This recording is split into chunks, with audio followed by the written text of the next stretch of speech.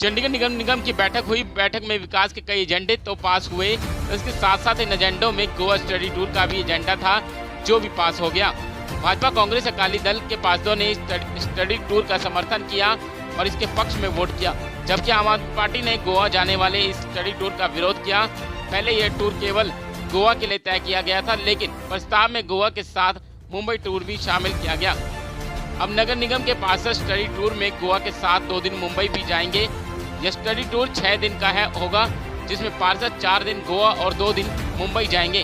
Counsellor दोनों जगह के सॉलिड वेस्ट प्लांट देखने जाएंगे और वहां किस तरह से कूड़े को प्रोसेस किया जा रहा है, इस पर स्टडी करेंगे। वहीं आम पार्षदों का कहना है कि इस प्रस्ताव के पक्ष में नहीं है, इसलिए उन्होंने इसके विरोध में वोटिंग की है।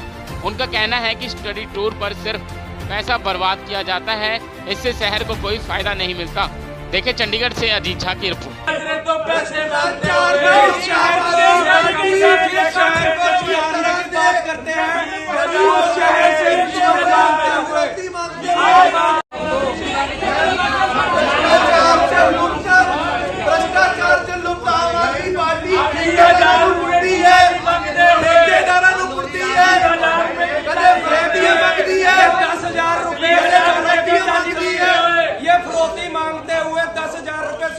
पे और ये ठेकेदारों को पीटने वाली खबर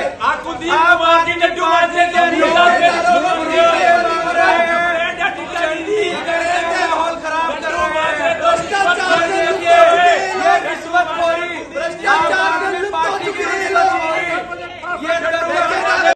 सचिन, एक इम्पॉर्टेंट इशू आपने उठाया है इंक्रोचमेंट को लेकर। आपके वार्ड की आपने बात की और एक स्पेशल इंस्पेक्टर की आपने बात की है, आपको भी धमकी दी है, आपके साथ भी बहस बुझाई हुई है। क्या ये पूरा मैटर था और पीयू, पीजीआई और पैक में जो विकास नहीं हो पाता उसके लिए रिस्पॉन्सिबल कौन है? देखिए, कॉर्पोरेशन के अंदर एक एनफोर्समेंट विंग जो विभाग है जो चेकिंग करता है पूरे चंडीगढ़ के अंदर की क्या इलीगल एक्टिविटीज़ हैं या कौन सी रेडी फड़ी या इलीगल चीज़ जो लगी हुई है, उसके बारे में जो यहाँ के इंस्पेक्टर्स हैं, यहाँ इनका रवैया इतना गलत है। एक तो ये करप्ट है और अपने आप को दिखाते बहुत सही है। एक्चुअली जो मेरी वार्ड है सेक्टर 11, 12, 14, 25 वार्ड नंबर 13, उसके अंदर कम से कम 150 रेडियाँ इलीगल लगी हुई है। इलीगल रेडियो से ये हफ्ता वसूली करते हैं, हफ्ता वसूली ऐसे ही करते हैं कोई आम आदमी उसको पकड़ नहीं पाएगा, कोई नॉर्मल काउंसलर भी उसको नहीं पकड़ पाएगा, इतनी प्रोफेशनल तरीके से करते हैं। हर 20 रेडिया 15 रेडी का एक इन्होंने सरदार बना रखा है। एक जो मुखिया है वो मुखिया पैसे कलेक्ट करता है उन 15 रेडियो से और इनको प्रोवाइड करता है। इनके आप हाल चाल देखेंगे, इनके पास 50-50 लाख की गाड़ियां हैं, इनका आप रहना सहना देखेंगे, आप कह नहीं सकते कि नॉर्मल कर्मचारी है। और जब आप इस चीज के खिलाफ आवाज उठाते हैं, आप जब लोगों को बोलते हैं कि लीगल शहर 66वें नंबर पे आ गया सफाई में, हम किसी वेंडर के खिलाफ नहीं है, जो लीगल वेंडर है उसके हक में है। पर ये नहीं है कि एक वेंडर के 5 भाई और या उसकी पूरी रिश्तेदारी मिलकर 10 जने काम करेंगे, इससे शहर खराब होता है। यही हाल हुआ। हमने आवाज उठाने की कोशिश करी बोले, बट जो एनफोर्समेंट के इन्वेस्टर थे उन्होंने क्या किया कि जितने लोगों को इकट्ठा करके उनको बोला कि आप एक मुहिम चला दो, गरीब को तंग कर रहे हैं। बट ऐसा नहीं था। पैसे भी ऑफर किए गए कि आप लाख रुपया, 1.25 लाख रुपए महीने लें लोगों की तरफ से, बट ऐसी कोई हम ऐसा गलत काम करने आए ही नहीं है। हम जनता की सेवा करने आए हैं। 17,500 रुपये हमें अलाउंस मिलता है और जो अफसर मिलता है इनको 1-1 लाख रुपए नौकरी के मिलते हैं। तो हम बोलते हैं कि 17.5 तो हमारे तेल का खर्चा भी नहीं पूरा होता, फिर भी हम ईमानदारी से राजनीति को लोगों की सेवा समझते हैं और ये लोग हमें प्रेशराइज करके कोशिश करते हैं कि इनकी आवाज़ को दबाया जाए। तो ऐसा वाकया हुआ था। और एक और वाकया हुआ था, एनफोर्समेंट के इंस्पेक्टर राजेश जी हैं, वो अपने आप को समझते पता नहीं क्या, वो अपने आप को सबसे बड़ा आदमी समझते हैं शायद शहर का। वो पार्शली रेड मारते हैं।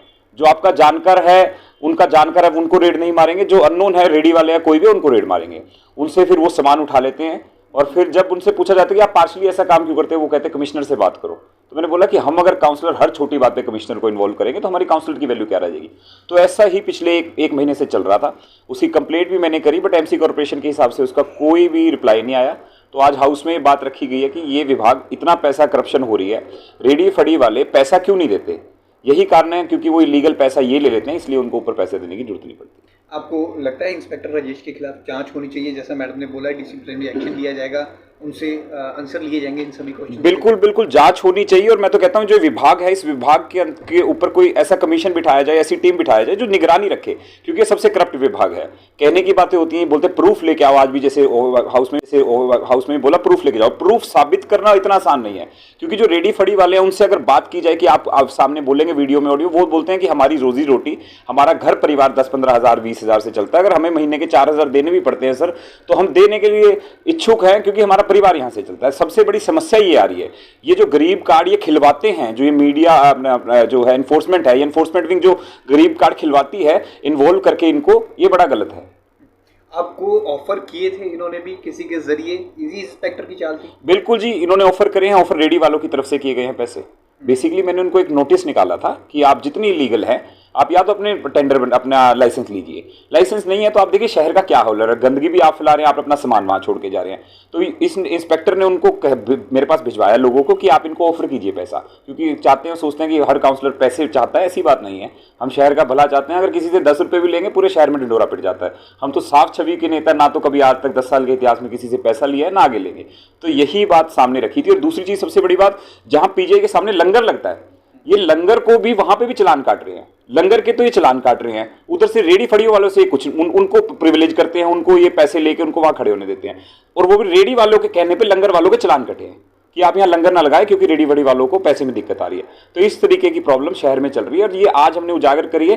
होप सो इसका सोल्यूशन कॉर्पोरेशन हाउस या मेयर साहिबा या कमिश्नर साहिबा जल्दी से जल्दी निकालेंगे। अच्छा, एक आपने बात की है पीजीआई पैक ऑटोनॉमस बॉडी है, एमसी वहाँ पे डेवलपमेंट नहीं करता। अगर वहाँ पे डेवलपमेंट नहीं करता तो वोट रद्द कर दिए जाए, अदरवाइज आप यहाँ पे प्रोटेस्ट पे बैठेंगे, धरने पे बैठेंगे, वो माजरा? बेसिकली मेरी वार्ड के अंदर 75% एरिया यूनिवर्सिटी पीजीआई पैक, वो ऑटोनॉमस बॉडी है, इंडिपेंडेंट बॉडी है, कॉर्पोरेशन के अंडर नहीं आता। बट एक तरफ देखिए, जब वोट लेने की बारी आती है, कॉर्पोरेशन एमसी के इलेक्शन हो या एमपी के इलेक्शन हो, वोट लिए जाते हैं, वोट अपने आम लोगों के वोट लिए जाते हैं। ऊपर से वो लोग हमें बोल रहे हैं कि हमारे वोट आप ले रहे हैं, बट आप रिटर्न में हमें क्या दे रहे हैं? यूनिवर्सिटी फाइनेंशियल क्राइसिस के अंदर है, ना पंजाब गवर्नमेंट सपोर्ट करती है, ना सेंट्रल गवर्नमेंट सपोर्ट करती है। प्रॉपर्टी टैक्स यूनिवर्सिटी के बिल्डिंग से मांगा जा रहा है, यूनिवर्सिटी के लोगों से, यूनिवर्सिटी अथॉरिटी से प्रॉपर्टी टैक्स मांगा जा रहा है, बट बदले में हम वहां पर एक झूला भी नहीं लगवा सकते। ये कैसा रूल है? आप ले तो वहां से रहे हैं, बट हम रिटर्न में कुछ नहीं दे रहे। अच्छा, ये रूल बोलते हैं कि यूनिवर्सिटी के अंदर कुछ नहीं कर सकते, मलेरिया की फॉगिंग की टीम भेज देंगे, बट वहां अगर कुछ प्रोवाइड करना हो, डस्टबिन देने हो, या सैनिटेशन हो, या सड़क, बिजली, पानी, रोड, कुछ काम हो, उसमें बोल देते हैं कि हमारा हाथ नहीं है। तो ये ऐसा रूल है कि या तो अगर आप उनके वोट ना लीजिए, अगर वोट लेते हैं तो उनको कोई ना कोई फैसिलिटीज प्रोवाइड कीजिए, ताकि वो भी शहर का अहम हिस्सा है। डॉक्टर्स रहते हैं पीजीआई में, जो कितने स्टेट के लोग वहां पर आते हैं और अपना इलाज करवाते हैं। क्या हम उनको ये सुविधाएं दे रहे हैं जो लोग हमारी सेवा करते हैं? यूनिवर्सिटी प्रोमिनेंट यूनिवर्सिटी है, जहां से मनमोहन सिंह जैसे देश के प्रधानमंत्री निकल के गए हैं। पैक के ऐसा इंस्टीट्यूशन है जहां से इतने बड़े बड़े इंजीनियर निकल के गए हैं, बट देते रिटर्न में हम उनको क्या है? कुछ भी नहीं। तो मैं यही चाहता हूं कि ये सबसे अलग और प्रोमिनेंट वार्ड है शहर की, इस वार्ड का ध्यान रखा जाए, और इस वार्ड के साथ कोई गलत चीज ना हो कि लोगों का कॉर्पोरेशन से या इस इलेक्शन सिस्टम से विश्वास उठ जाए कि आप वोट लेना होता है, बड़े बड़े वादे कर देते हैं, बोल देते हैं कि कुछ ना कुछ लेकर आएंगे, बट वोट के बाद कोई संभालता नहीं। अगर आपको सेटिस्फाई आंसर नहीं मिलता तो आप धरने में बैठेंगे? बिल्कुल बिल्कुल, मैंने बता दिया है कि अगर ये हफ्ते 10 दिन के अंदर कुछ नहीं होता तो मैं यही प्रोटेस्ट करने वाला हूँ, एजिटेशन करने वाला हूँ। क्योंकि देखिए, अगर कोई प्रशासन हमारी बात नहीं सुनता, एक ही हथियार है हमारे पास अपनी बात सुनाने का, कि हम एजिटेशन करेंगे कि आप हमें बताइए कि आप ऐसा क्यों नहीं कर सकते। नए से नया रूल, कोई यहाँ पर कोई बड़ा नेता आता है बाहर से, तो ये पैसा, इतना पैसा आ जाता है कॉर्पोरेशन के पास, कहीं से भी खर्च देते हैं, सड़कें रेनोवेट हो जाती हैं, कुछ भी हो जाता है। पीछे अमित शाह जी आए थे, उनके 2-3 दिन का ही इतना पैसा इन्होंने खर्च कर दिया। क्या वही पैसा डेवलपमेंट में नहीं लग सकता लोगों की? जब कोई नेता आता है, कॉर्पोरेशन के पास पैसा आ जाता है खर्चने के लिए, बट आम लोगों की डिमांड पूरी करने के लिए पैसा नहीं होता। तो मेरा यही एक सवाल है कि लोगों को भी उतना ही महत्वपूर्ण समझिए, किसी के ओहदे या किसी की पोजीशन देख के लोगों को ऊंचा या छोटा बड़ा नहीं समझिए, क्योंकि सब बराबर है। Thank you. Welcome.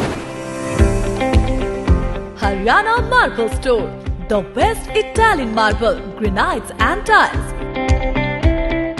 Specialist in Italian marble, Katni marble, all Indian and imported granites.